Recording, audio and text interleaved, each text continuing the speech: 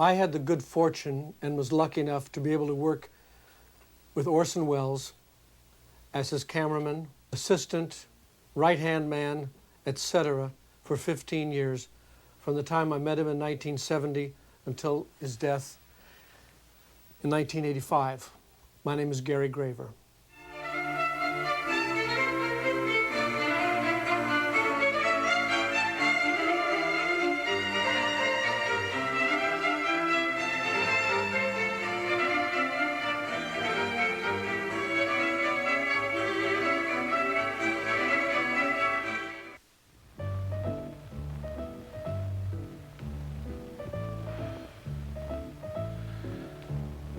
Hello. I'm Orson Welles. I direct films and act in them.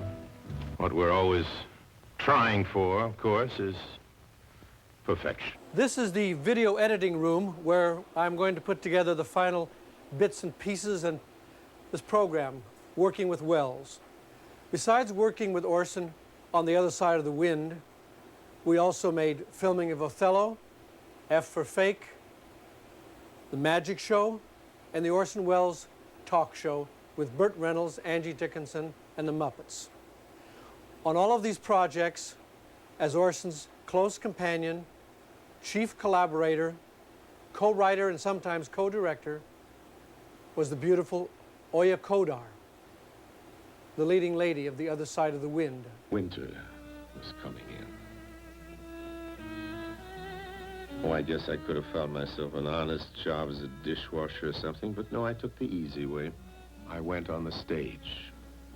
I'd never been on the stage, but I told them in Dublin I was a famous star from New York, and somehow got them to believe me. That's how I started. Began at the top, and have been working my way down ever since. If acting is an art, cooking up that bogus Broadway career was a fine case of art forgery. And then later on the radio, well, we've seen how Elmire started. In my past, there aren't any Picassos. No, my next flight into fakery was by flying saucer. Now, the story of how I came to meet Orson is very interesting. I had been making movies for about 2 or 3 years as a director of photography. Before that, I was in Vietnam in the Combat Camera Group. I had directed a short and a feature film and was drafted in the Vietnam War. And I said I was a cameraman, which I wasn't. Shooting every day, I learned to become a cinematographer. Following that, I worked on such epics as Dracula versus Frankenstein, The Girls from Thunder Strip, Satan's Sadist, etc. And I had seen and was very much influenced by Orson's movie, Touch of Evil. That was the first movie I saw of his. And it was like a roller coaster ride. I came out of the theater and I said to myself, my gosh, people can really make a movie like this? It's so exciting, so rich with imagination.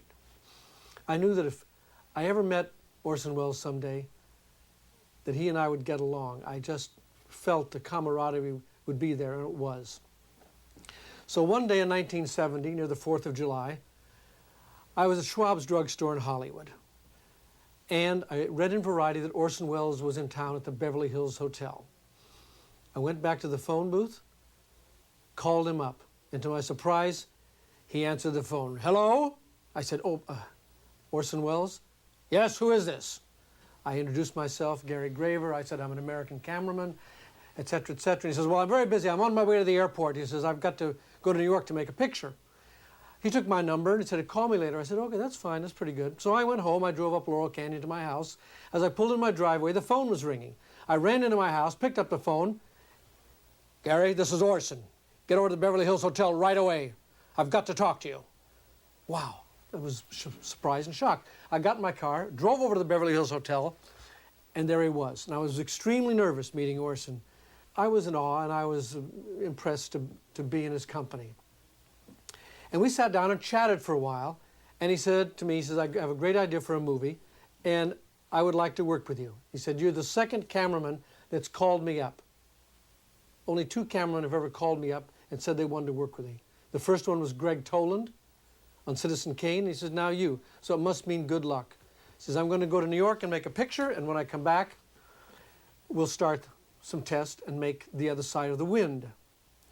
And as we chatted along, all of a sudden, he grabbed me by the back of the neck and threw me down on the ground.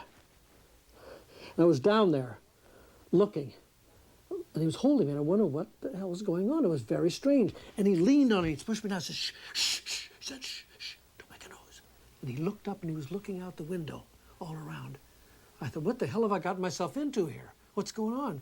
Here I was with Orson Welles, laying flat on the rug in his Beverly Hills bungalow, not knowing what the hell was going on. And then after a few minutes, he said, come on, get up. And we got up.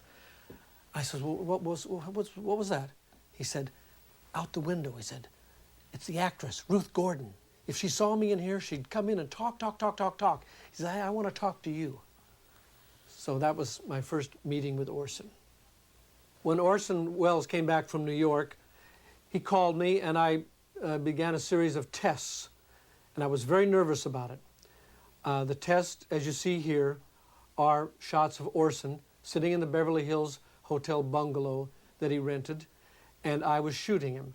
And these tests were made with the beginning of a test to see for lighting and how he looked and everything, and what I could do if I was a cameraman. And then we proceeded to shoot The Other Side of the Wind. I just want to run you down the cast list of who eventually ended up on the other side of the wind.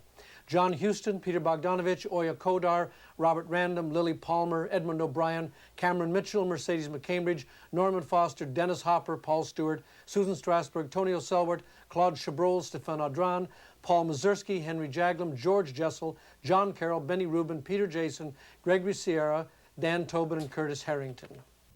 One of the actors Orson recruited to play in The Other Side of the Wind was a man that Orson had met many years before in New York, Cameron Mitchell. Oh, it was a very powerful scene. It was just Orson's dialogue and direction, and there was a close-up on me, but it was so vivid and so real. I think it was somebody like Edmund O'Brien or somebody else, and maybe it was an AD, and he said he hadn't finished the close-up. There were more lines. And I said, don't worry. He changed the angle. So in that scene in the bus, Zimmer must have had 5 different close-ups. Orson was a great actor's director. He would say, extend, extend. And in Hollywood, all the things I'd done, everyone was fast, fast, fast. Say the lines, go, go, go. Orson was just the opposite. And I think some of those lines were probably the best I've ever done in my life, because it took forever, which is what Orson wanted. But I was not used to that. Who could be? Another time, we were doing the scene in Bel Air. If you remember, it was the night of the full moon. And he had been lighting for like an hour, which was a long time for Orson. And they had me up on the roof of some building or house. And he had been up there before and gotten down, and Orson was a very big man. I was afraid to tell him what I saw. And he said, tell me, goddammit, Cameron, tell me what it is. I said, well, it's the moon. He said, what, where? And somebody helped him, maybe 5 people, get up there. And he took a look. Now, I had suggested this to at least 10 directors before, because if you can see it with the eye, why can't you see it on film? On a bright, broad moonlight night in the desert, for example, you can see. And why shouldn't a camera see? I'll never forget. The only one who listened to me was Orson. He came up, took a look, we shot the whole sequence there by the light of the moon. That's Orson Welles. Before I did the film, I received this giant, heavy, thick script, which he changed as he went along. He shot the scenes, and there was a lot of the dialogue, hunks of the dialogue, but he would also, if he got a better idea, or even if you came up with something. I remember Huston coming up with new ideas, or Bogdanovich. And what he would also do, which I thought was terrific, is one day I would say a line, and then he'd say, no, no, it's not right for your character, and the next day somebody else would say the line. So if I had a line that I didn't like, I'd say, gee, Orson, wouldn't it be wonderful if Tonio said that line? It would give it another quality. And we'd say, oh, yes, yes, you're right. It was only me in the bus with a bus full of mannequins, dummies. And Oh, Mercedes McCambridge was there. oh, Mercedes McCambridge, maybe Paul Stewart. Edmund O'Brien, maybe. Yep. But the shot was impossible to make the way Orson wanted to make it. Go through tunnels, bright daylight, terrible traffic, noise, horns blowing, dynamite going off.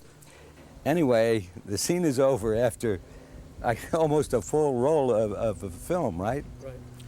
And Orson says, "How was it, Gary?"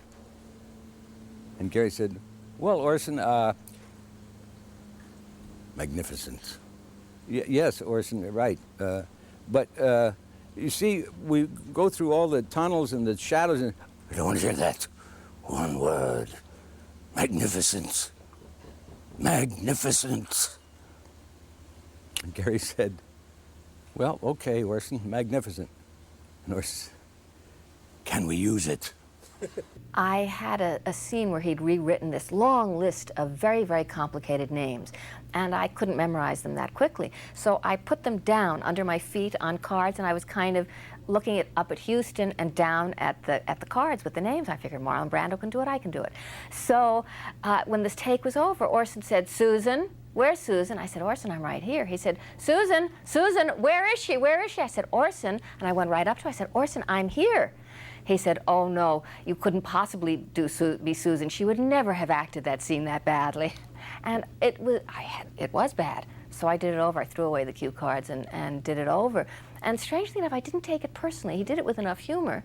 I thought, well, he's right. It probably was no good. I wasn't all there. There came a time in the production of The Other Side of the Wind when we needed a production manager. And that duty fell to a newcomer in the movie business, now well known, Frank Marshall. Well, I just finished a picture with Peter Bogdanovich, actually my first picture as an official location manager and member of a crew. I had met Peter and his wife Polly at a party in 1967, John Ford's house. And Peter had brought me along on his first picture, Targets, as sort of a director's assistant, and then I worked as location manager on his second movie, Last Picture Show. So when Orson knew Peter, I believe, very well in those days, and also knew Polly, and had asked Polly to come down to Arizona to be the production designer or build the sets or something. And I didn't have anything to do, and Polly asked me to come along as sort of driver gopher. So there I showed up in Carefree, Arizona, and I remember being very intimidated and very nervous about meeting Orson. And Polly sort of introduced me, and Orson said, "Well, who's this and what's he doing here?" And I was kind of cowering in the background, and Polly explained, "Well, he's good and he knows how to do a lot of things and he'll be a big help and he can, help us on anything you want." And Orson sort of mumbled and went off, and for 2 days he never said a word to me. And I think actually you kind of said, "Go do this and go do that," and Polly. And I remember on the third day, he turned in the middle of something and said, "Frank, would you go do that?" And I about died because he knew my name. And I was his from then on, It was just this great moment for me that he actually, he believed in me then, and it was okay, so. As a very young man, Orson had conquered the New York theater and radio with the War of the Worlds broadcast. This brought him to Hollywood, where he made Citizen Kane. Now, the film is legend, and the stories about it are legendary. But there was a problem. The film was very serious, and Orson was afraid that everyone was going to take the film too seriously. And he had to have a trailer or a preview that he made totally different from Citizen Kane. It was filled with happiness, comedy, and jokes. At 23, Orson made Citizen Kane. This is his first trailer.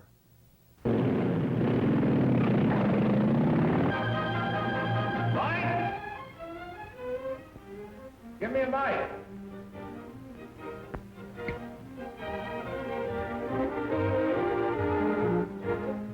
Thank you. How do you do, ladies and gentlemen? This is Orson Welles.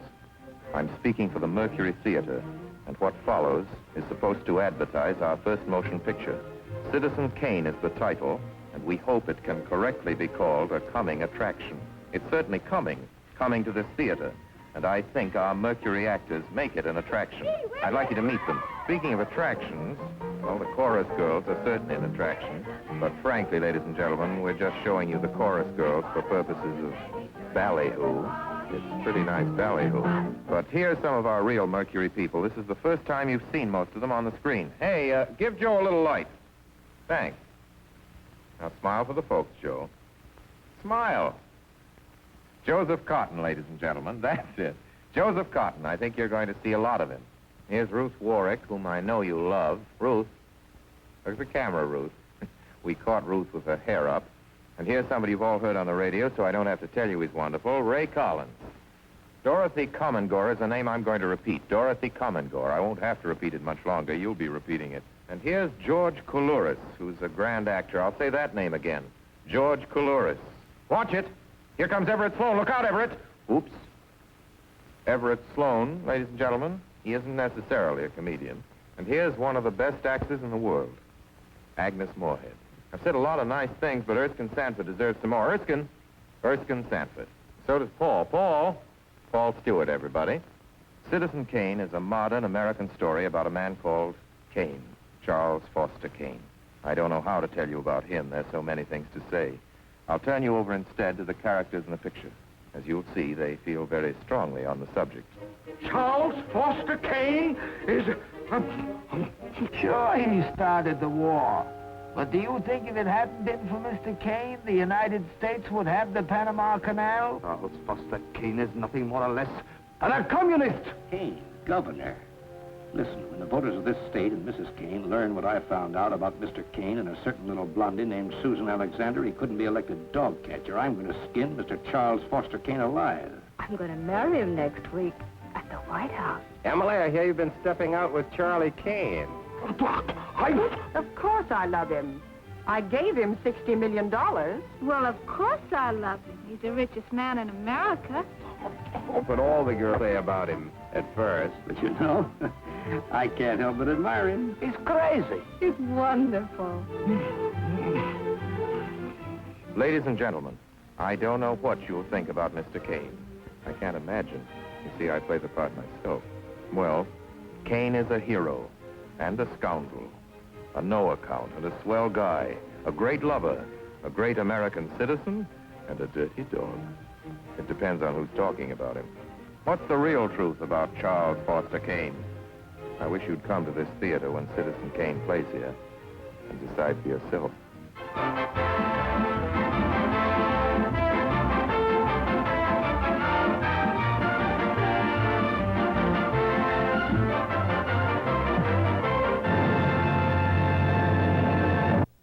The last trailer Orson Welles made was for a movie we made in Europe called F for Fake, the story of Howard Hughes, Pablo Picasso, and Elmira de Hory, the fake painter. Now this trailer was not an ordinary trailer. A trailer in a movie theater runs about 3 minutes. Not good enough for Orson. We shot a whole new trailer in color 35mm with a whole new kind of promo story and all new material. We sent the rough cut to the film distributor, and of course they rejected it. How could they not want a Welles film? I couldn't understand it. They didn't want to cut the negative. They didn't want to spend the money. So this trailer that you're about to see now is from a black and white work print because the color doesn't exist anymore. But it does appear in its entirety as Orson made this 12-minute short promotion film for F for Fake. Could this lady, if she wanted to, answer this question? Is there, or was there, a secret link between the world's richest painter and the world's richest man? Well, Picasso is the biggest phenomenon of our time. It never existed that a painter was able, with one movement of his hand, what necessarily didn't involve more than 10 seconds, that movement of the hand transformed in gold. Picasso's estate has been valued at over $750 million. And the world's richest man? Who is he? Howard Hughes. You, away!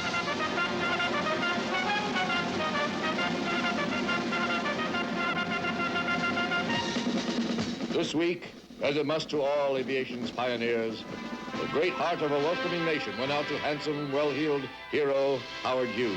Joseph Cotton. He first came to Hollywood to play Howard Hughes in a movie. I put the sweat of my life into this thing. I have my reputation rolled up in it. Then the director changed his mind and changed Tycoons. And I have stated several times that if it's a failure, I'll probably leave this country and never come back, and I mean it. And that's what he did. This lady, does she know more than she's telling? Ladies and gentlemen. Or is she telling more than she knows? Ladies and gentlemen, I've been asked to provide a few words of explanation. Now, how shall I begin? You're talking about movies. Begin with the director. You ought to do that. Modesty forbids. Oh? Oh. Well, we all know what the critics have said about the movie. Our movie coming soon to this theater? Delicious, delirious, delightful. Go on. I'm quoting the critics. They've acclaimed it as a cinematic... More than one movie director was involved in these proceedings. One of them was Mr. Howard Hughes. He really was a movie director, once. And he really did play an important part in this movie. I'm sorry, before he died, that is. If he did die. And if, in fact, that he was really Howard Hughes in the first place. Or any place. Was Mr. Hughes a vegetable? A spook? A gibbering lunatic? Was his hair down to his knees? Were his fingernails 9 inches long? I photographed his ham sandwich. That's no lie. I really did. Why should anyone doubt you? Well, after we finished shooting this film, several of our leading characters have been doing time in Spanish, American, and Swiss jails. Why should anyone believe any one of us? Exposed, a man who holds the art world to ransom. Mrs. Irving, before she turned up at the Swiss bank disguised in a black wig. So why do you want people to do fakes? Because the fakes are as good as the real ones, and there's a market and there's a demand. If you didn't have an art market, then fakers could not exist. I know one thing. I never offered a painting or a drawing to a museum who didn't buy it. That never refused one. Never. Oh, yeah. They never caught her. She may never be charged formally with any of these crimes, but the media keeps on calling her the Hungarian Connection. Her real name is Oya Kodar. Or so she says. I made these photographs. And the movie. Yes, and I photographed the movie. My real name is... Mention the title. My real name is Gary Graver. The title. F for fake. Good. Go on. Well, who, for instance, gave her that tiger to begin with? Why is she mentioned in Howard Hughes' will? And how? And which will? There have been a lot of those wills, of course, but she has one of the best. She also had a grandfather who was the best forger in history. Yes, but she's a legitimate painter herself, though she never breathed a word of that to Picasso. He painted her 22 times, 22 fabulous nudes. And she got away with them all. She got away with murder.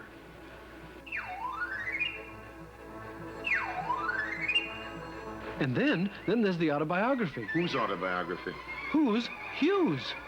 Why, before Michel Legrand started writing our music, Clifford Irving had finished forging that manuscript. And in handwriting, the experts swore was genuine Hughes. All the world loves to see the experts and the establishment made a fool of. Irving was our expert on forgery. An expert critic and observer. We never dreamed that while he was acting in our picture, he was secretly committing forgery himself. The author of the fake autobiography was also the author of a real biography about a faker, the great art faker, Elmire. Great faker of the 20th century becomes a modern folk hero for the rest of us, who have a bit of loss in ourselves, but simply don't have the courage or the opportunity to express it. The following commercial message, which is fairly brief and completely dishonest, concerns the advent soon on this same screen of the motion picture entitled F for Fake, which rips the veil of secrecy from a whole series of scandalous items. For instance, the 22 Picassos, worth who knows how many millions. How did this young woman get her hands on them? Why did her grandfather soak them all in gasoline and burn them to ashes? People wonder why it was so difficult to get permission to show this film in America. They should remember that when F for Fake was playing to packed houses in the rest of the world, Howard Hughes was still alive. Supposedly. And if Coda was carrying on with Picasso in the south of France, how did Hughes, who was busy at the time growing his toenails in Vancouver, make it to those secret meetings on the Mexican pyramid? And what about the tiger? Who is under that sheet? By what strange chain of circumstances did this savage beast move from Managua to a penthouse swimming pool in Beloit, Wisconsin? And who is this man?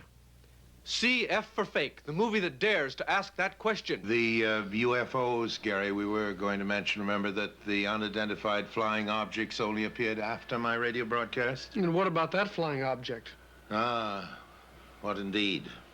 What am I doing with Oya Koda's grandfather? Her grandfather died before Howard Hughes, practically in Picasso's arms, unrepentant and unpunished after a long lifetime of crime. Many of the more distinguished victims of this levitated old crook maintain that, practically speaking, he was so anonymous, he may never even have existed. And here... Ladies and gentlemen, suppose I come right out with it and admit to you now that my old Martian hoax on the radio was... well, not exactly a hoax.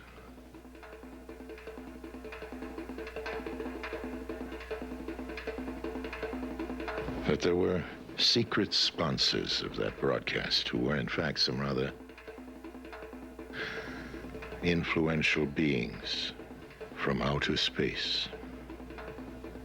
You smile. 10 seconds more, Orson. I think they're smiling, Gary, and I'd just like to remind them that it is since that broadcast that there have been in this country alone more than 100,000 authenticated sightings. You still think it's a joke? Good. That's the way we want you to feel about it. For now.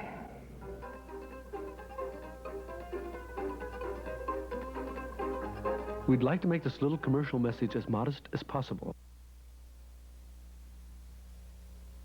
So we'll just say that critics all over the world have called it a masterpiece.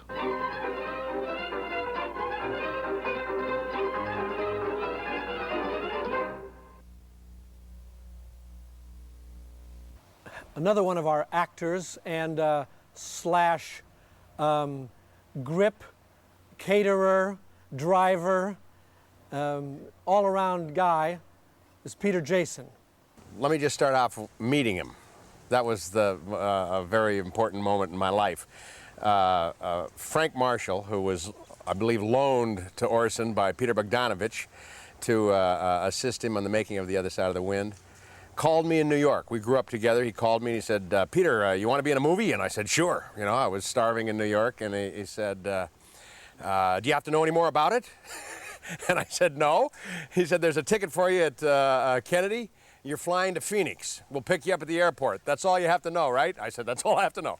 And I figured I was flying to do some What's Up Doc 2 or something, you know, some Bogdanovich film.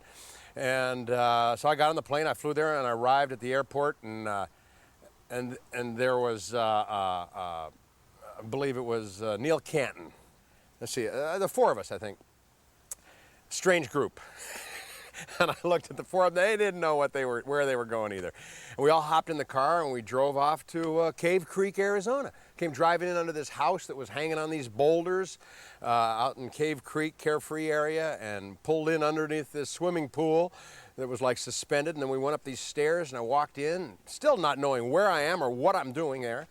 And I see Mercedes McCambridge, you know, and wow, that's... And then there's John Huston. My God, where am I? You know, and then I see Rich Little and some other people that I recognized, and Edmund O'Brien and Cameron Mitchell. I mean, my God, what am I in here?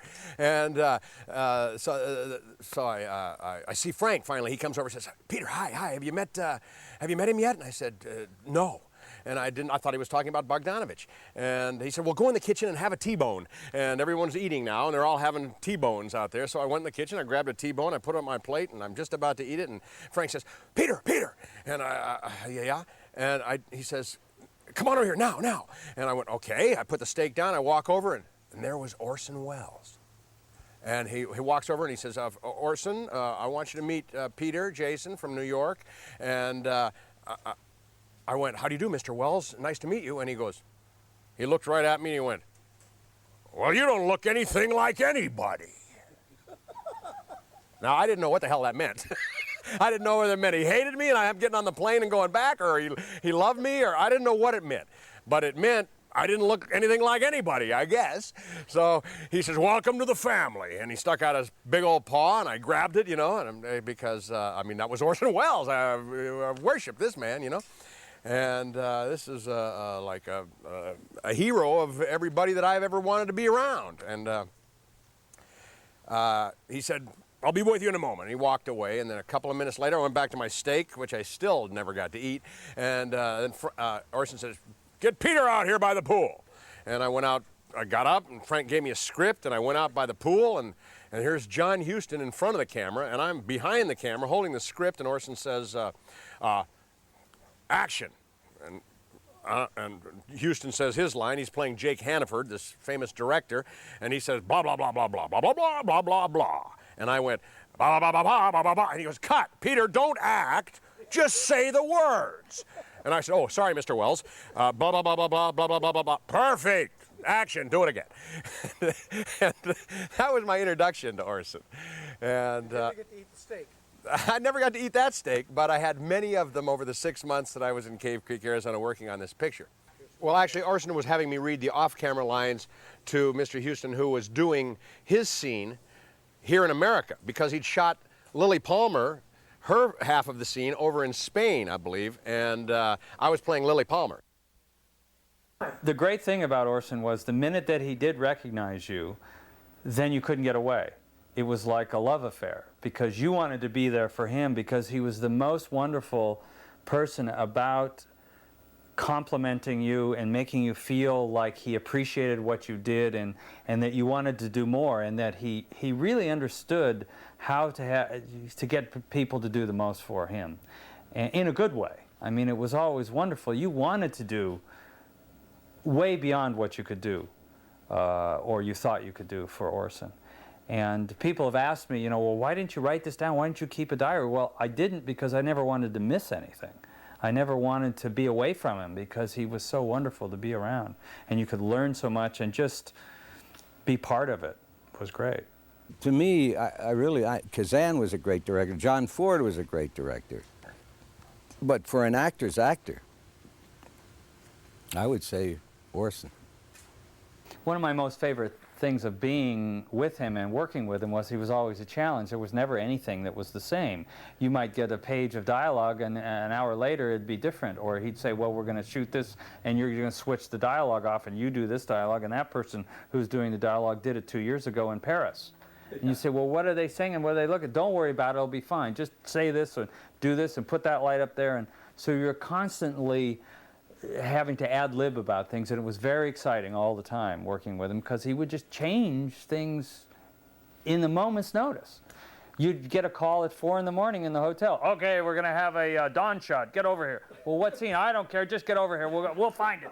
And you'd go out on the road, and he'd put something in. You didn't know what you were doing, but he did. Yeah, one of my favorite scenes was the bathroom scene in there, where Orson had this set, so it's like, here's the door of the bathroom. Inside is the bathroom with the mirror and the sink and everything and the toilet, and out here is the hall. And there was one scene where he was preparing to go to the screening of the movie, and he was kind of sobering up, washing his face, and so it was like a stage set almost. Bogdanovich came, well, originally Rich Little, but then replaced by Bogdanovich, came and knocked on the door, and the scene was going on, split right down the middle of the scene. It was a great scene, and Huston in this scene was spectacular. every once in a while he'd go, "Orson, what page are we on?" And Orson would go, "Well, John, what the hell difference does it make? I want to know how drunk I'm supposed to be." That one always killed me. I loved the two of them, like, just got along so great. It was beautiful to watch the two of them work. These two great directors working together, and it was magnificent.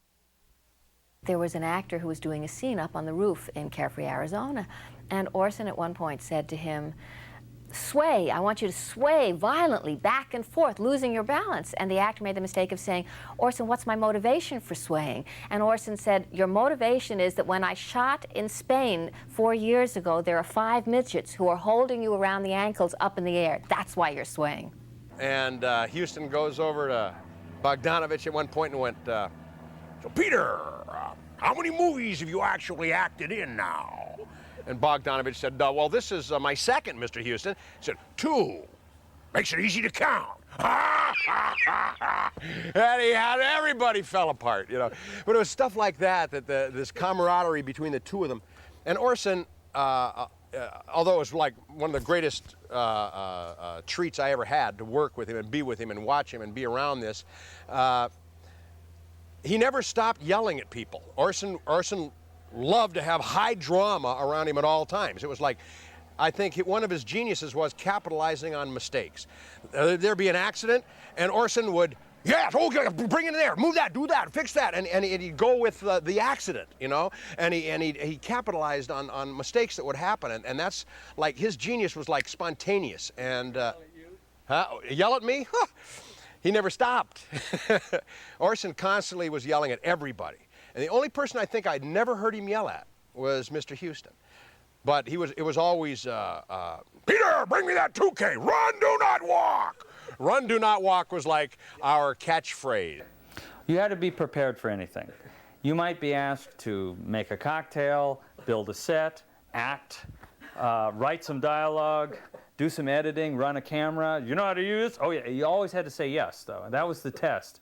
You always had to know how to do everything. And you know, he'd say, "Well, we need a scrim over here," and you say, "Well, will these do?" And it might be the folding doors on the closet in the bedroom. I remember taking these folding lavalier doors off, and then he'd say, "Well, they're the wrong color." Oh, and then you'd paint it, and then you'd think, "Oh, now how am I going to get that back?" And eventually, you know, you'd try and paint these doors to put them back on the closet. That didn't quite work. That house was a mess after the second shoot. It was a little bit of a problem. It was in my name. And I said to Orson, "Orson, I think I could play a Jewish man," which I've done, you know, like in Command Decision. I played Goldberg. And I can play a Texan, but I mean, how do you... But it's remarkable. In the film, I looked like a Jewish Texan. I mean, Orson was a great director. He got inspired, and he grabbed the camera and put it on his shoulder and began to dance like Nureyev. Better.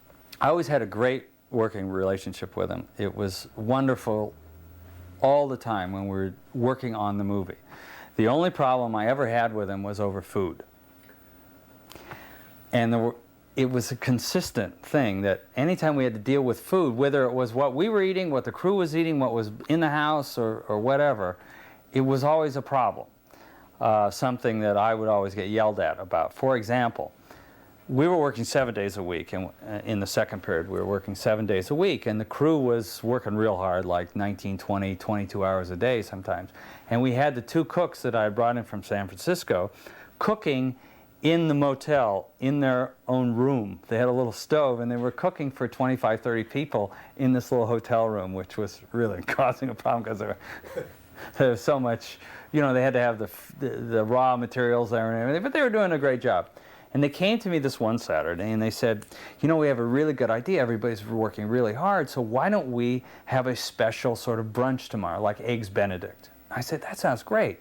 Everybody will love that, and we'll have that." So the next day, and usually I would tell Orson what we're having, but somehow this didn't seem to be a problem with it. Everybody's going to like this. So the next day, sure enough, we serve Eggs Benedict. The crew loves it. They're all out around the pool. Everybody's, you know, raving about it and everything, and we're all sitting out there having a little break. It's about 11:30, and from inside the screen door in the kitchen, where the kitchen table was, where Orson was eating, I hear this, "Frank! Frank!"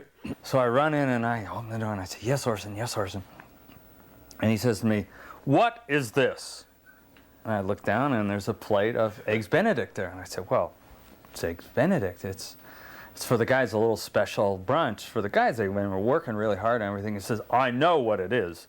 Is this for the crew?" And I said, "Yes, we're all having it. It's really great, isn't it?" He said, "No, it's not. These men are working really hard and long hours. What they need is lumberjack food, not little bridge club old ladies food. Lumberjack food. Get some beans and wieners and potatoes out here." I'm going, okay. So I go rushing out. I find the caterers who are relaxed and they've been cooking hollandaise sauce all morning and this whole thing. Can we get some lumberjack food in here?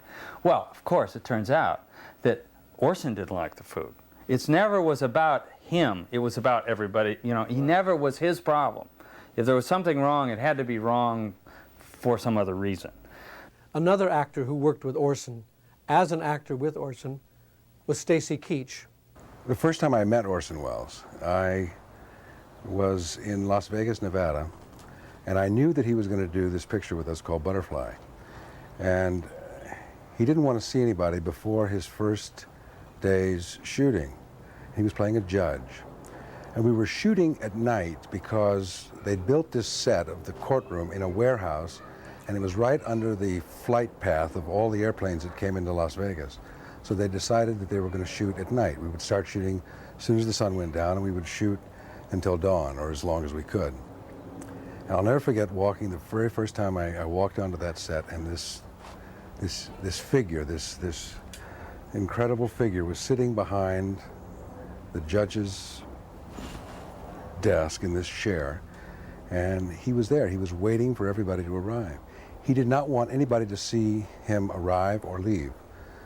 And I'll never forget walking over to him, and it was like, when I met him, it was like I was talking to the character rather than talking to Orson Welles. I knew it was Orson Welles, it looked like Orson Welles, but he was so much in character. And I'll never forget him, the first thing he said to Matt Simber, he said, "I don't want any close-ups in this picture. Keep the camera far away from me." He was wearing a false nose, and he took the nose off, and the shape of the false nose was exactly the same shape as his own nose. And I had no idea why he was wearing this false nose. I mean, it didn't do anything to enhance his features or anything, you know. I think it was just, it was sort of a camouflage. I think it helped him get into character. Having worn lots of false noses myself, I know what that can do. But I, of course, and like everybody else, I was in awe of him because I knew his work, and the opportunity of having, to work with him was something I was thrilled. It was the main reason why I took that picture.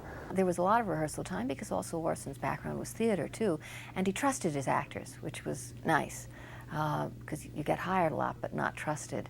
And he also was very open. You know, it's interesting that you think somebody who's genius or has that kind of intelligence would, and there are so many egomaniacs in this business, and God knows Orson had a big ego, but he was very open. If anyone gave him a wonderful idea, he was very flexible and open to it, which I think real artists are. We were shooting a scene outside on a street, dead-end street, and Orson suddenly said, "Stop, stop, put that red stop sign right in the middle of the street." And someone said, "But Orson, it's right in the way." "Well, why do you want the stop sign there? What does it mean?" And he said, "It doesn't mean anything." He said, "But I know," he said, "that for years after, when people see this film, all the critics are going to be going on for days about the significance of this stop sign, and I will know it meant nothing." We had made arrangements to go and have dinner together we were, as I say, shooting in Las Vegas. We went to the Hilton restaurant, and I'll never forget Orson sitting down and ordering 2 prime ribs without any potato because he was on a diet. And I wondered, I didn't dare laugh. I felt like laughing because it was funny, but I mean, I just didn't want to. And during the course of that meal, he started asking me questions about my work. And he told me, he said, "I don't want to talk about any of my work." He was right up front about that. He said, "I don't like to talk about my movies," but I said, "I want to talk about you." He knew my work as a director, and I've directed very, very little. I've directed a couple of things for television, but he knew my work as a director. He'd seen the work. He knew some of the most esoteric films that I'd ever made. I was in absolute awe of the fact that the man, I mean, I said to myself, I wonder if he did this intentionally, if he sat down and did his research, or if he just genuinely knew who I was and what I was doing. And to this day, I still have that question in my mind. But I remember when we were having dinner, a little old lady came up to him and asked him for an autograph. And he very nicely said, "It's not while I'm eating, dear, not while I'm eating." And sure enough, she waited, and dinner must have lasted, I mean, it seemed like a split second, but I mean, I think it must have lasted probably closer to an hour and 15 minutes.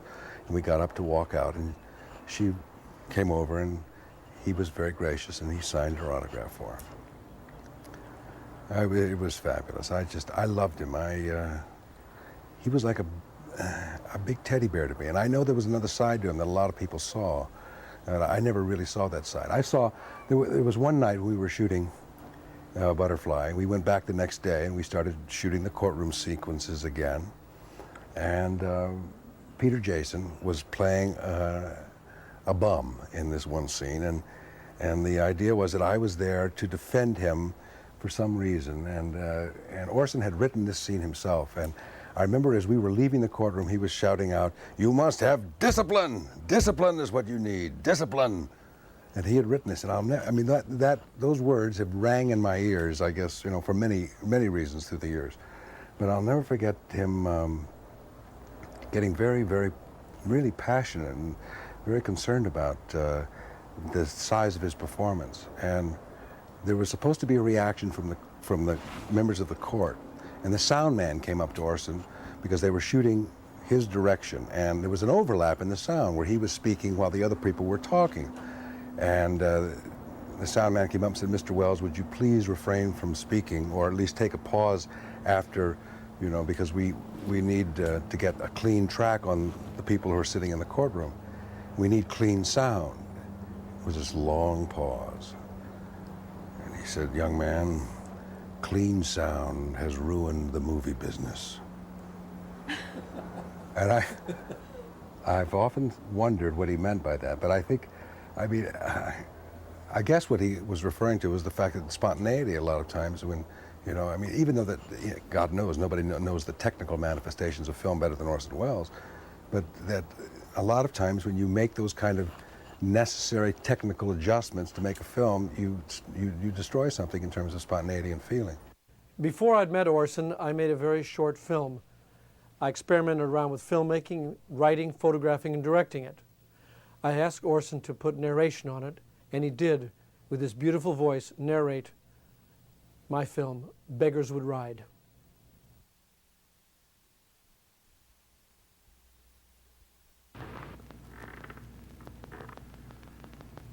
If wishes were horses, beggars would ride. If turnips were watches, I'd wear one by my side. The author of this verse is anonymous, but the story is as old as civilization. Men have been dragged off to prisons, driven into armies, enslaved in futility. Men have moved without question, acted without thought, and obeyed with silent hearts, while boys have dreamed of being men. As dark figures pass into the night, the wind becomes a dream.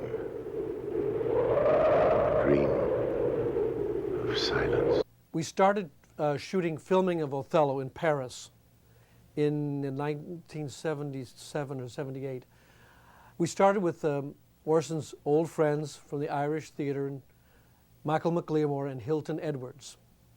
Now this scene you're about to see was shot in the Georges V Hotel, the most expensive in Paris. How did I get the camera up there? Well, Orson had me put it in a suitcase, of course, and carry it up through the lobby, up through the elevator, and into the room.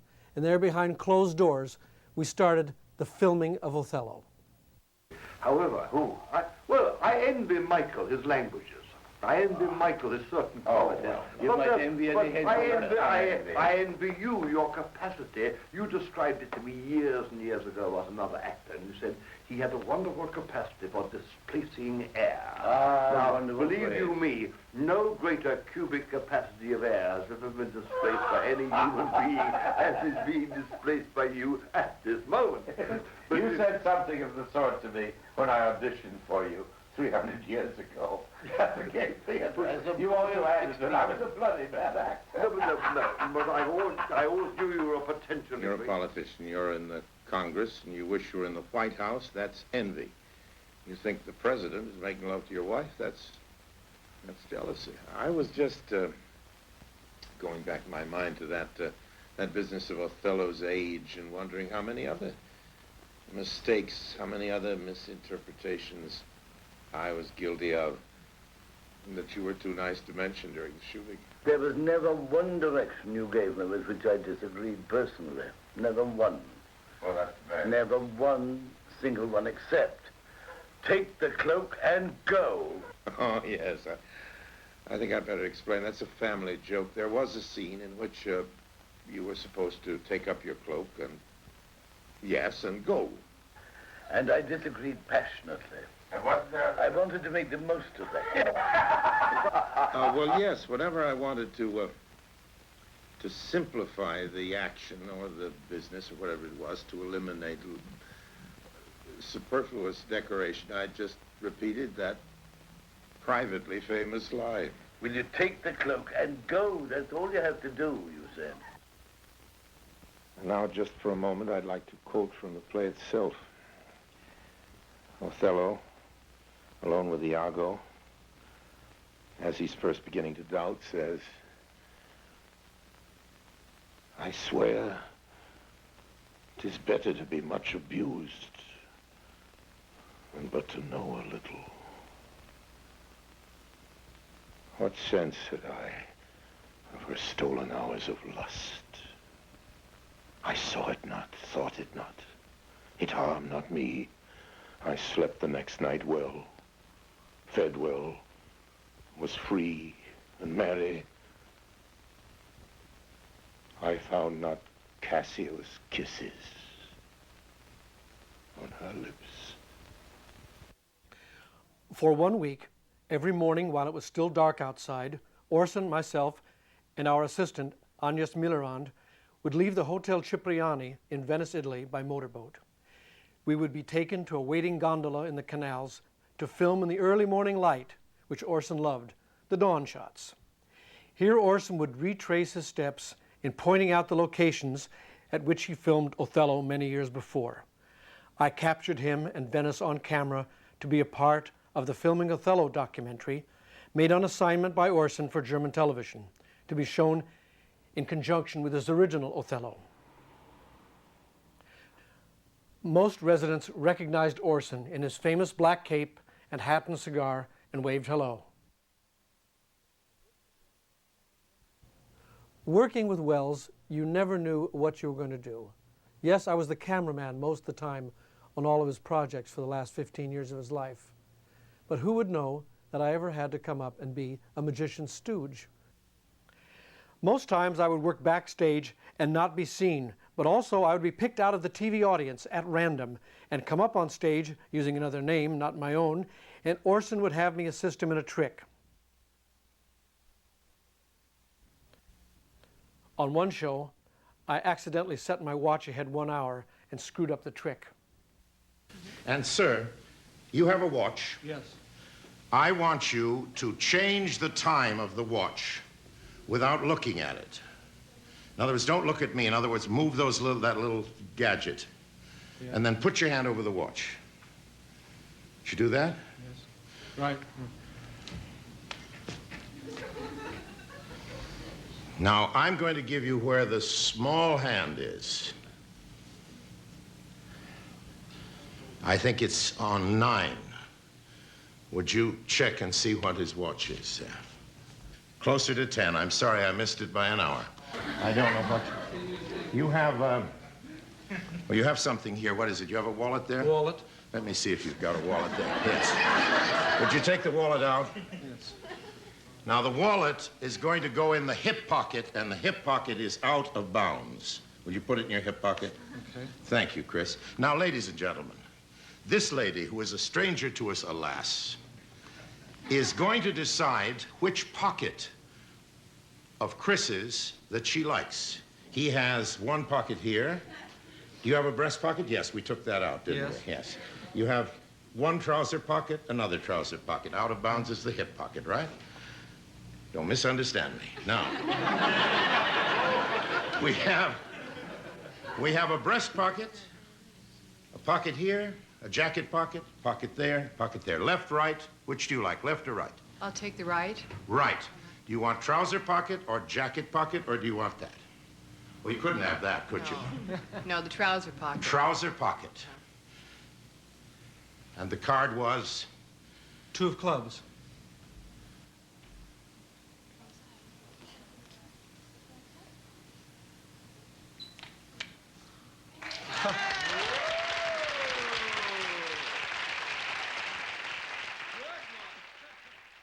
Orson had quality life, I know that. Everything he did had quality.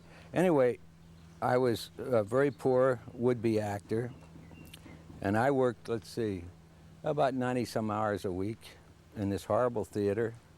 You carried a 5-battery flashlight to fight off the strange people who tried to attack you. And it was between a burlesque house and another theater on 42nd Street that played like a triple bill, 10 cents admission for 3 horror films, you know. And I remember the coat that I had on was like a trench coat, you know. But I'd bought it in a secondhand store. It cost me 35 cents, which, you know, but it looked great, you know. You strapped it in. I think my shoes I can't even go into that yet because they were so horrible. But they had what you call throwaway dickies then. It cost 15 cents, but mine wasn't a throwaway because I couldn't afford it, you know. But anyway, if you put the dickie on, and then you put the bow tie, as an usher, I was an usher in this theater, working, you know, like 30 hours a day.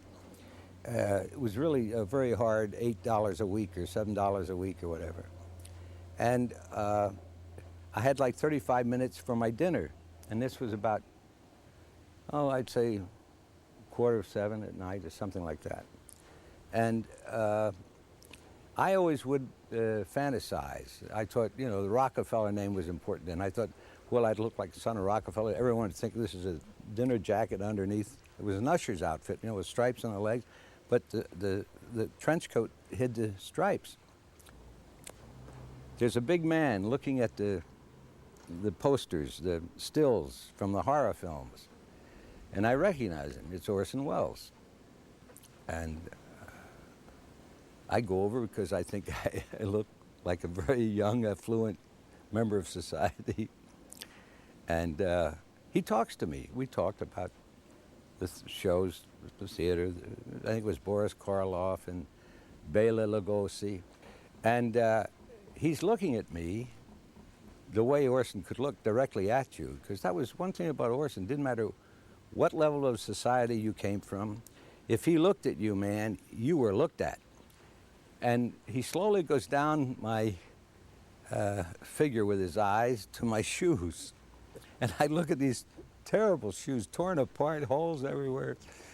And all my dreams of being a young Rockefeller went out the window, and I left in absolute panic and shock. And I went across to Bickford's to get my 12-cent dinner. Anyway, years later, when I was doing High Chaparral in Arizona, I picked up the phone. There was a call from me without being, you know, protected. In this deep, rich voice, Cameron? I said, yeah. He said, this is Orson. I said, Orson? The Orson? He said, this is Orson Welles. I died. He said, I've been trying to reach you. I'm doing a film. I'd like you to play a part in the film. I said, yeah, sure, of course, anything, you know. And near the end of the shoot, he said, Cameron, he said, well, I said, what? You know, anything Orson said was important. No, it's better left unsaid. I said, no, Orson, what? He said, did you ever get those shoes fixed? He remembered it. He remembered it, and I was nothing, I was nobody, to show you what a strange, wonderful mind he had. No one would believe me, Gary, but you. Shooting the other side of the wind, here is Cameron Mitchell standing with Orson behind him, and I'm to the right, behind the camera. I was doing a guest shot on Silver Spoons, right, with Ricky Schroeder, and Gary Coleman was on this week, and we're in rehearsal. It's a 5-day rehearsal. You tape Friday night. And on Wednesday at about 10 o'clock, we're in the rehearsal room at Universal, and we're all rehearsing, and the phone rings, and the script girl goes over and answers the phone, and she goes, Peter Jason, it's for you. It's Orson Welles. And everyone in the room froze, including the director, who was like a longtime TV director, Mr. Shea, and they froze. And I kind of flushed and went, oh no, what does he want? And I went over and I said, hi, Orson. And he says, Peter, we need you. I said, Orson, I'm doing a job here. I'm getting paid. I mean, I'm acting here for money, and I'll be working all week. No, we need you now. I said, well, what are you doing? He said, well, we're down at the Variety Arts, downtown L.A., and we're shooting this magician movie, and I need a heckler. Heckler from the crowd. You're coming out of the crowd. You got a gun. You shoot the balloon, and Oya falls, right? I'm suspending her, and it's a trick, and we need you now. We're shooting it now. And I said, Orson, I'm in the middle of making money here. I'll be here all week long. No, Peter, you don't understand. We need you now. And I said, Orson, you don't understand. I'm being paid. I'm under contract here for this week. And he said, let me talk to your director. I said, no, Orson, you can't talk to the director. Give me the director. And I said, oh, God. I said, Mr. Shea, he'd like to talk to you for a second. And me? You know, and this guy, wow. Hello? Yes, Mr. Welles. Oh, I understand, Mr. Welles. Yes. Well, sure, we can work around him. Oh, yes. Well, okay, goodbye. And he says, Peter, he needs you. And I said, well, I know, but I'm working for you. No, we can work around you. He needs you now. And that's Orson Welles. And I went, I know. Should I go? You have to go. He needs you now. He needs you now. And I went, okay. And he said, Peter, before you go, when you go down there to do this thing for him, would you ask him for a cigar? And I said, a cigar? He said, yes, I'd like to have a souvenir, a cigar, one of Orson Welles' cigars. And I went, okay, I'll ask him, see you tomorrow. And I took off. I drove downtown. I went in. Orson's there doing what he loved to do, eat. He's there having lunch when I arrive. And no rush, Peter, we're eating. And you want some food? Here you go. And we're eating in this theater, the Variety Arts. And then he says, all right, now with a shot, I want you coming out of the balcony. You're coming down. You have a gun in your back. You're drunk. You're a heckler. And you're yelling, fake, phony, get off the stage. And shoot the gun. One of the bullets hits the balloon, and Oya, who is levitated, comes crashing to her feet come crashing to the stage. And then Orson, dressed as a magician, says not to the audience, no problem, folks, no problem. He's just a heckler. I will now make him disappear. And he says, he backs me up to the curtain, and the old trick, I get knocked on the head from behind the curtain, and they drag me underneath the curtain. Just one little simple scene. We did it. Took a couple hours, and I'm leaving, and I said, Orson, I promised this director that I'd bring him one of your cigars. And Orson said, what? One of my cigars? Never! No, never! I said, Orson, he let me get out of work to come and work for you for free here, and the least you can do is give him a cigar. One of my cigars? Never! No, Peter, no. Anything else but my cigar. Never! And I couldn't believe it, He's not going to give me a cigar? Can't believe it. Well, yeah, thanks, adios, I'll see you later. And I start walking up the aisle. Peter! Yes? Here, give him 2 of them. Tell him thank you. And he gave me 2 of his cigars, which I went back and gave to the man, and the guy probably has them in a glass case on his mantelpiece, I wish I could have had him sign them. But Orson was definitely an original and one of a kind. And you'd do anything for him. you know, anything. And Orson was always riding in that convertible, the yellow convertible. So he always wanted that around because it was a great car for him to ride in with the top down and everything. So it was go find a drive-in movie theater that we can shoot in. So there happened to be one out on Sepulveda, right where Builder's Emporium used to be. And so I went and it looked fine, and you know, I saw how you could get in and everything, and I said, okay, let's just show up there. And of course, in those days, we never asked permission to do anything. So we drove in there one morning. It was like a dawn shot. We're always doing these dawn shots. So we drove in and we were shooting away and everything. And suddenly I looked around and there were the police coming in a car and driving in. So we ran over and said, Orson, turn around. So the police drove up and we all kind of started over. And of course, that was quite a while ago. And we were always using the alibi that we were from UCLA and that we were some film students out just making a little, you know, school film or a project, because we were shooting on 16 and it didn't look real official. And I remember I was there talking to this policeman and looking through the window, and just right behind the policeman in this big yellow car is Orson Welles sitting there with a cigar, kind of trying to look like you couldn't see him, and of course he's just filling this car. You know, if they had ever looked over there, they would have totally blown it. But they sort of bought our story and said, well, you know, here's the manager's number. You better call him and get permission. And we had a crane in there. We did. We had one of those scissor lifts in there. We did have a few things that were a little bit over the top, but I think we got away with that one. I really am sorry for all the great things that he did that were never shown.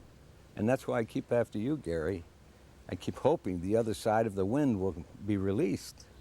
Because everybody in the world was in that film, everybody. I still remember how beautifully he handled Edmund O'Brien. Poor Edmund was far gone. He had the baseball cap, the same, whatever he wore in the set, remember? And Edmund, who had been a great actor, at this time he was, you know, leaving this world, really, and he'd be all sorts of body noises, and Orson used it so beautifully, and he was fantastic. Edmund O'Brien was fantastic. We made these cue cards for him, and poor Mr. O'Brien couldn't read them. So it didn't matter what you wrote. He was going to say whatever he wanted anyway. And it was always brilliant. He was that played the AD in the thing, and he had this bullhorn. It was always, you know, and it was just fabulous. And total professional, because whatever Orson asked him to do, he did. And Orson never asked him nicely. Orson always screamed at him. No, Eddie, damn it! And like he asked everybody. He just screamed and screamed at everybody. And on the last, and Edmund O'Brien, yes, sir. You know, so nicest living human, you know. And on the last day of Mr. O'Brien's work, he walked up, he says, well, that's it, Eddie, thank you very much, thank you. And Mr. O'Brien walked over and he said, Orson, thank you very much, good working with you, and if you want to use me again in one of your pictures, you can contact my agent in care of Peking, China. And he walked off the set. He never objected to anything until the last, when it was totally in the can and finished, he wanted to let Orson know he was a little bit pissed off, you know. But oh man, I just loved being there. It was like that every day. Orson howled at it. That was the thing about Orson, you know. He was like, he had such a great, the whole thing was like Orson. I mean, it was like, the ego stopped at brilliance. Whenever he saw it, he loved it. And that was the thing. We called up Mr. O'Brien and we said, we're coming over and you've got a plane in 2 hours so we could get him home that day. And he said, well, I haven't packed it. We said, well, come help you pack. So Neil Canton and I rushed to this motel, and Mr. O'Brien was there and he was sort of grumbling, and he hadn't packed one suitcase, and so we started helping him pack his stuff. And we were opening up the drawers and stuff in his room, and he had a lot of light bulbs and Scotch tape wrapped around him in these drawers, and a lot of weird stuff. And Coca-Cola, bananas, and meat that was just like out, but in the drawers with his clothes. So Neil and I tried not to pay any attention to this and just started packing this stuff, and we said, well, what would you like us to do with those light bulbs there? And he said, well, put those in this airline bags. So we put them in an airline bag with some Scotch tape and a couple of other weird things, a couple of bananas, things, and we rushed to the airport and we're going and we're running to the plane, and we've got him in a wheelchair, and we take him through, and we put the bags through the security thing, you know, and not thinking. And suddenly there's, sir, could you step over here? And they go, and they've taken the airline bag, and they're opening it up.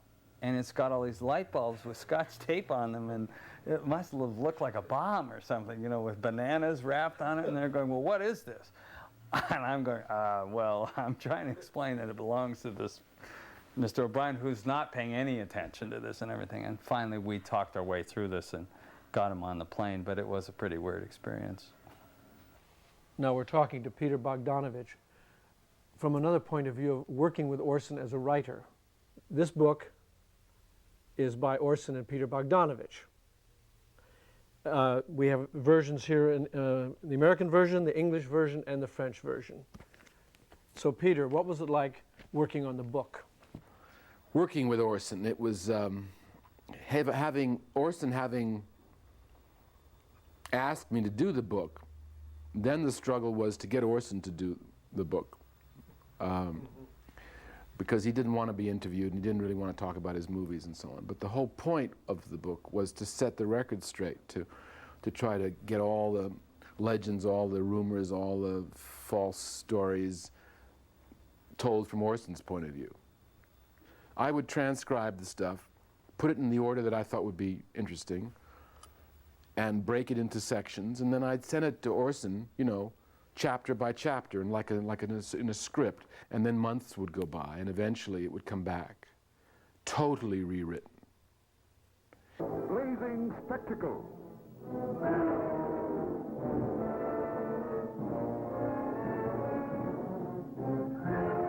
A pageant of power.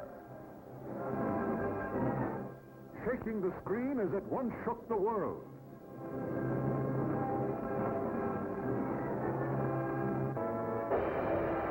David and Goliath. Out of an age of splendor and savagery comes the most glorious adventure story from the greatest book of all time.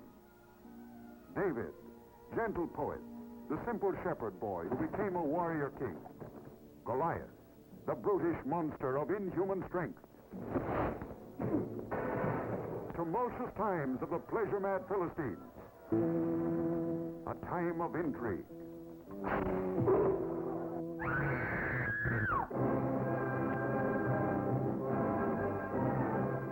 I would talk with this shepherd. Bring him to me.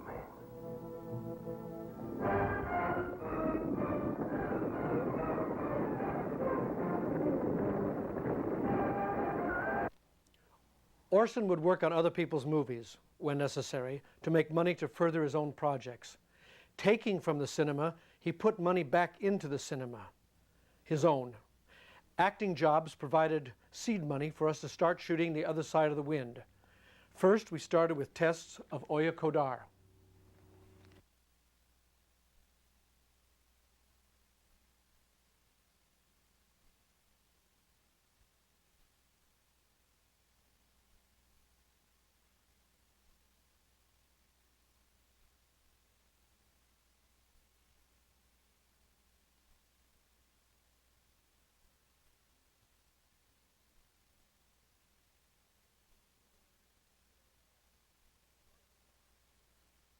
Orson was not egotistical in a way. It's my script, it's my movie, you got to do it my way. No, it was like, it's our movie, we're making a thing here, and let's make it. And anyone who wasn't working on that, it was like, we'd all hide out behind Orson. Orson would sit here, you know, and Gary and Frank and Rick and Neil and myself, we'd all like hang around behind him because, number one, you weren't in his periphery, you weren't going to get yelled at. That was number one. And number two, we could also be watching everything he was watching at and try to get it before he saw it, you know? Try to fix it before, like if that lamp had something hanging on it, you know, but every time I started to make a move for something, Orson would say, somebody get that lamp thing hanging on the lamp.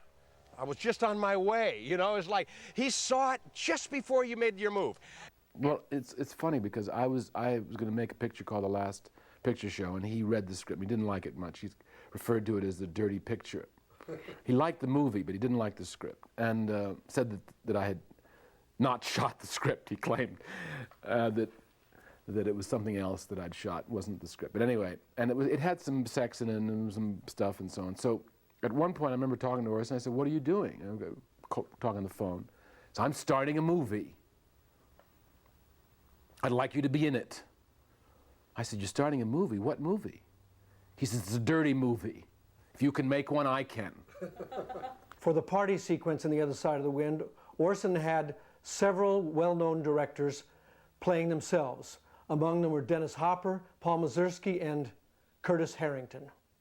My first encounter with Orson was on the set of, or on the location of The Other Side of the Wind. Gary told me that they were shooting one night, and he told me where to go, but not to let myself be seen. So I climbed up this very steep hill, and I saw the lights up there, and as I got closer to the top of the hill, it was a very, very steep and precarious climb. I began to hear Orson's voice and hear him giving instructions and everything and directing, and it was very exciting for me to be in such a close presence of the master. And then something happened. I think the ground gave away under my foot or something, but I suddenly was revealed.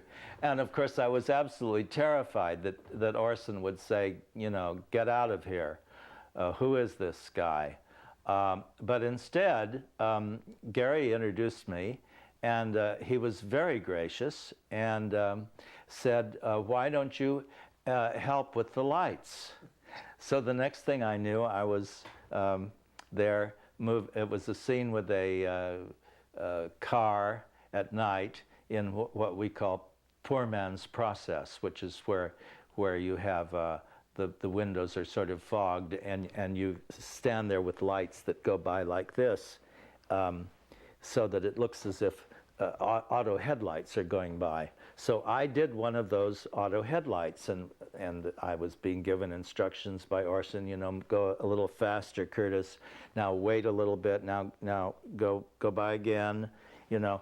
And so it was very exciting to suddenly find myself on Orson's crew.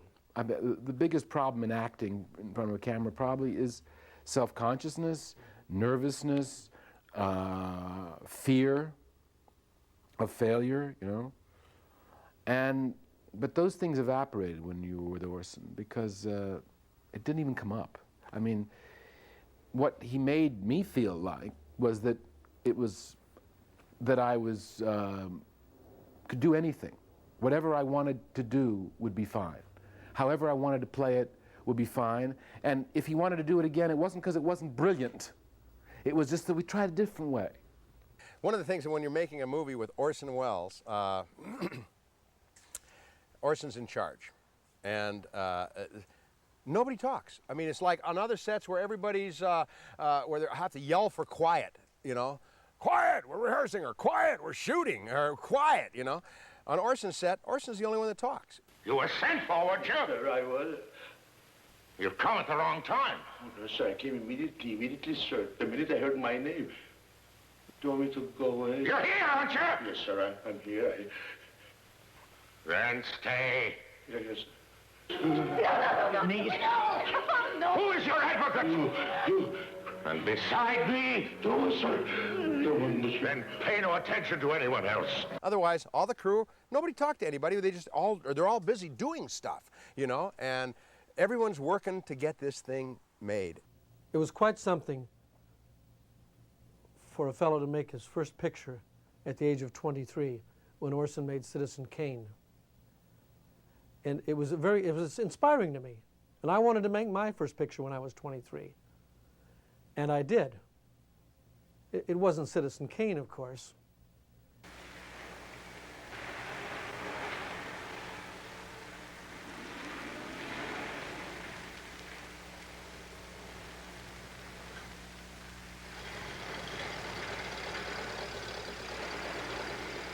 Moving onto the boulevard, filled with kids who come from all over to make fun of the people who live in Hollywood.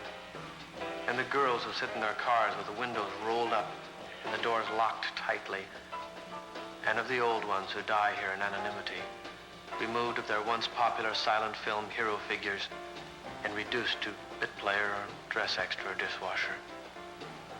Of the crippled of mind or body or spirit who breathe and live out the comedy of Hollywood. The empty faces of the character man, the comedian, or the leading lady never end. It's an endless around-the-clock parade of aspirants who can't go home, who don't want to go home, who love it, who hate it, who have to be near it. It matters not what the price.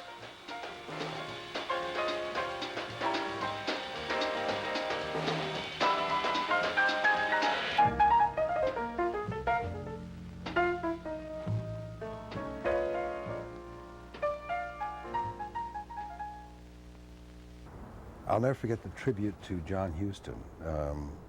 When John Huston was honored at the AFI dinner, and Orson was the keynote speaker. And interestingly enough, I'd heard many times from John Huston that the only man he really respected, one of the few men he respected in this business, was Orson. And I know that they had a mutual kind of respect. They loved each other in a way. And I think that they really enjoyed one another's company. And I think that they provided for one another a kind of, not only a friendship, but also somebody that they could look up to. They were sort of mirrors of one another in a strange kind of way.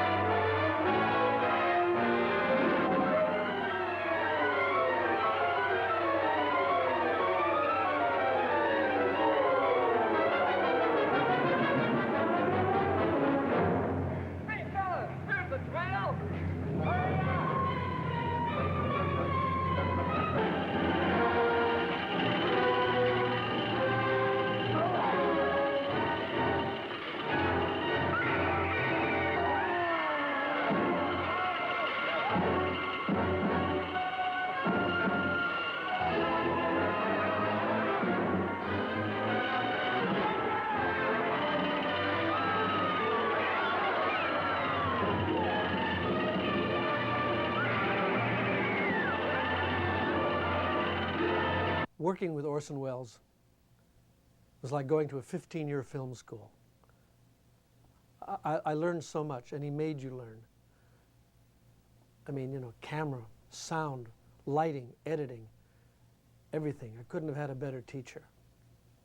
And Orson was also a very generous man. He was hard on you. He was a taskmaster, and you had to work with Welles because he was hard on himself. But he couldn't help it. He just was driven to be creative, and he loved to make films. I'm lucky. I got to work with him. For many years, Yugoslav filmmaker Oya Kodar lived and worked with Orson Welles. What are you watching? Orson Welles film. Which one? Merchant of Venice. You seen it? Now, nearly 50 years after Citizen Kane, she has made her first film. This will be the only Los Angeles appearance of one of the world's most celebrated sopranos, Rosanda Orsino, as Salome. Now take the dog to the groomers and call Edith Lipman. Tell her I'll be late. And nightmares begin. Are the makings of the year's most unusual movie, Jaded. Hold it right there. Don't move. There, yes. He made a big mistake. A big mistake. Because I'll get him. That's great! I wonder what you are best at. Could you imagine me in your lap instead of him? Who are you?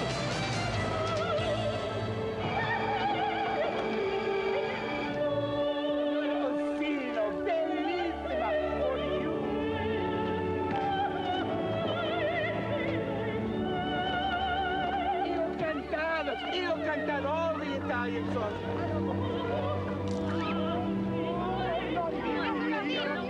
There truly has not been one greater than John the Baptist. Janie, a film by Oya Kodar.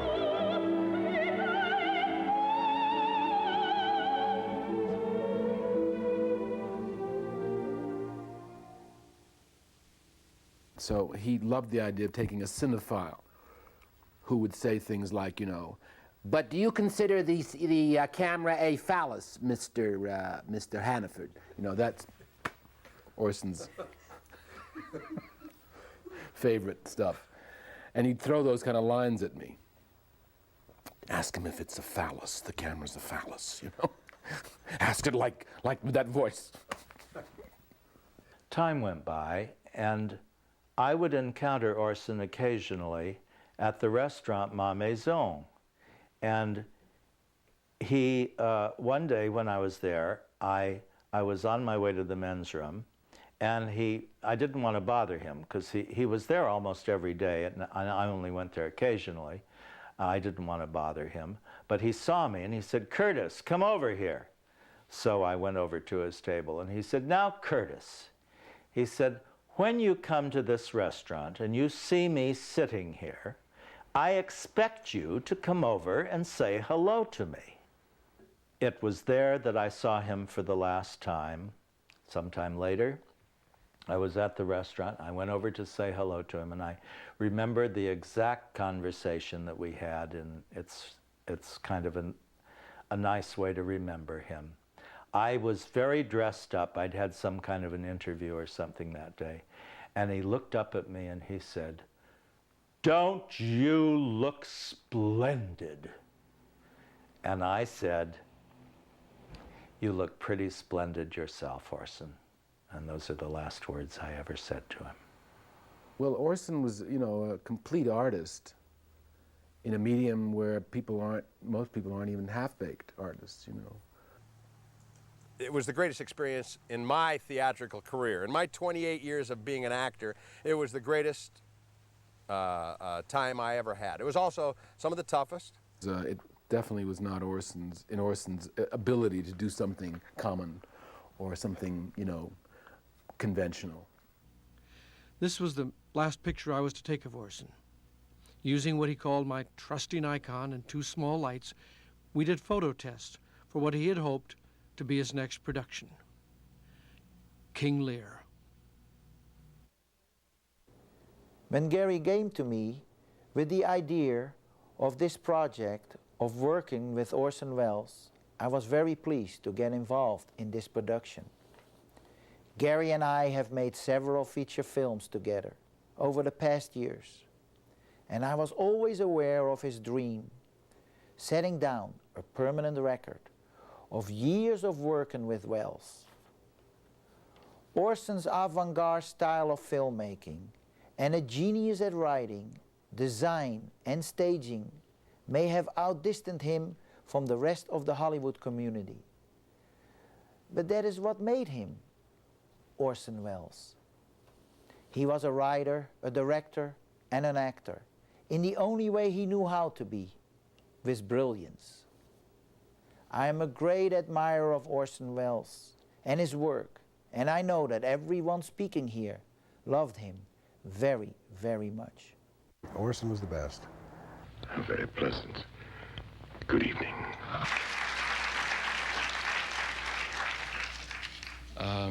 Our next guest, next speaker, has been Orson's friend and cameraman for about 15 years, and a friend, very good friend, underline. He worked on The Other Side of the Wind and F for Fake and The Dreamers, which we're going to see a little bit of, and a film called Filming Othello. Would you welcome Gary Graver?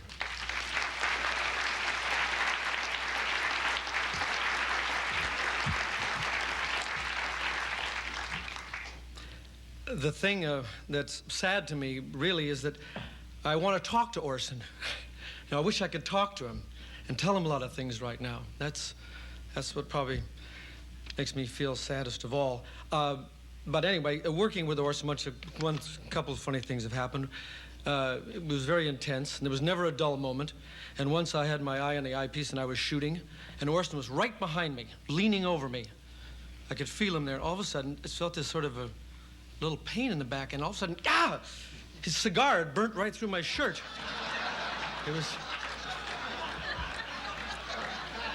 And there was always something like that. I'd like to thank a lot of the people who worked on the other side of the wind, the crew and crews, must fill half this place, for coming here today.